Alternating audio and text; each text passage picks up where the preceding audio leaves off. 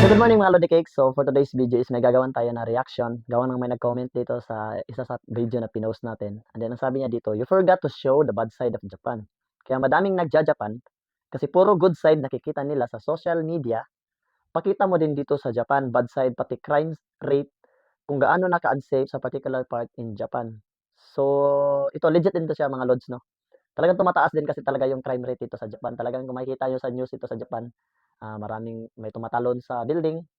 Tapos yung nabagsakan niya do'n na nagbebisikleta tayo, namatay din.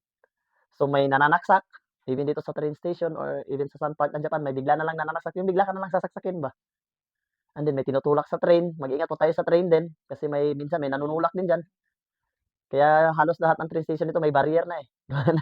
May nanunulak. Talagang mataas din kasi ang crime rate dito sa Japan kaya sinasasabi din 'to ng isa sa mga commentator natin. So, pero 'pag sinabi mo talagang safety talaga, para sa akin talaga mas safety pa rin ang Japan, unlike sa Pilipinas. So, hindi ko naman sinisiraan yung Pinas o dini-discriminate yung Pinas.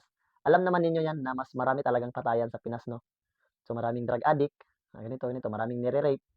So, kung sasabihin pa rin natin in terms of safetyness talaga, mas safety pa rin ang Japan. Kahit ako, sobra isang taon na ako dito, talagang masasabi ko safety pa rin yung Japan, eh, tahimik kasi yung Japan unlike sa Pilipinas. Ang gulo kasi ng Pilipinas talaga, ang gulo-gulo talaga ng Pilipinas. Hindi ko talaga alam kung anong meron diyan sa Pilipinas. Siguro sa kahirapan. Dito kasi sa Japan kasi, hindi mo kasi makikita yung mga wala kasi parang wala kasing mahihirap dito, eh. Kasi 'pag nag-ambati ka sa trabaho talagang may kakainin ka at may kakainin ka, hindi ka talaga magugutom dito sa Japan.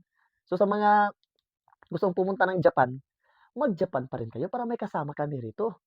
Maganda rito sa Japan, masasarap yung mga pagkain, hindi nga lang kataasan talaga yung sahod kasi sa'min din, hindi naman kataasan yung sahod namin.